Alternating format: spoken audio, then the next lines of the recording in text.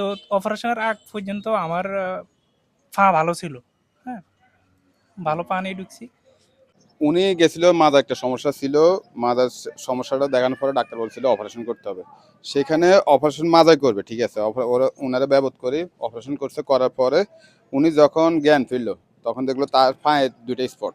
আর স্পটের কথা ডাক্তারকে যখন জিজ্ঞাসা করলো তখন ডাক্তার বললো যে এই ব্যাপারে লুকোচুরি করতেছে আর কি, মানে কোনো মুখ খুলতেছে না, উনাকে জাস্ট মলম লিখে দিচ্ছে, এটাই তো। মলম লিখে দিছে, হ্যাঁ শুধু তো মলম লিখে। এটা হচ্ছে আপনার লক্ষ্মীপুর কি হাসপাতাল? লক্ষ্মীপুর সিটি হাসপাতাল। সিটি হাসপাতাল।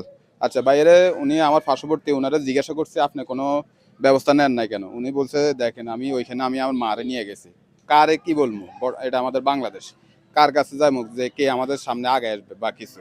তখন আমি চিন্তা করলাম আসলে একটা সতর্কতামূলক ভিডিও করা তো উচিত।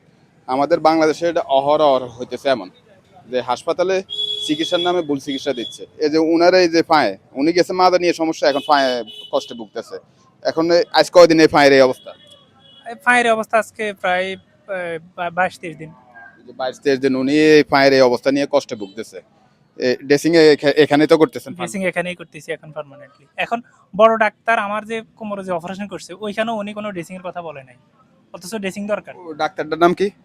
ডাক্তার রাকিবুল হাসান। ডাক্তার রাকিবুল হাসান। লক্ষ্মীপুর কি হাসপাতাল? লক্ষ্মীপুর সিটি হাসপাতাল। লক্ষ্মীপুর সিটি হাসপাতাল, ডাক্তার রাকিবুল হাসান। তো যদি লক্ষ্মীপুরে কেউ দেখেন বা যদি কোনো ওই হাসপাতাল কর্তৃপক্ষ দেখেন, আপনার কাছে অনুরোধ থাকবে এরকম ভুল চিকিৎসা দিয়ে মানুষের ক্ষয়ক্ষতি করবেন না। এখন উনি যে ভোগান্তিতে ভুগতেছে, এখন আপনাদের হাসপাতালে কি সুনাম হবে না দুর্নাম হবে সেটা আমি জানি না। তো যদি ওনাদের একটু বেশি বেশি শেয়ার করে দেবেন, মানুষ যাতে সচেতন হতে পারে। আর ওনারা কর্তৃপক্ষ যদি দেখেন একটা ব্যবস্থা নেবেন। আজ সত্য কিনা মিথ্যা, যদি মিথ্যা বা সত্য আপনারা যদি মনে করেন না আপনাদের হাসপাতাল গুডউইল নষ্ট হবে এটা মিথ্যা কথা, তাহলে আপনারা যাচাই বাছাই করতে পারবেন। উনি সামনে আছে, উনার যদি হাসপাতালে কোনো কর্তৃপক্ষ কোনো যে না সত্যতা যাচাই করে, আপনি বলতে তো রাজি? অবশ্যই আমি বলতে রাজি। আচ্ছা, অবশ্যই আপনার কাছে সব আছে তো ডকুমেন্ট? আমার কাছে সব ডকুমেন্ট আছে। যাক, উনি সব ডকুমেন্ট রেখে দিছে। তো আপনার ভিডিওটা একটু শেয়ার করে দিবেন, এটা আমাদের সচেতন দরকার, সবারই সচেতন হওয়া দরকার।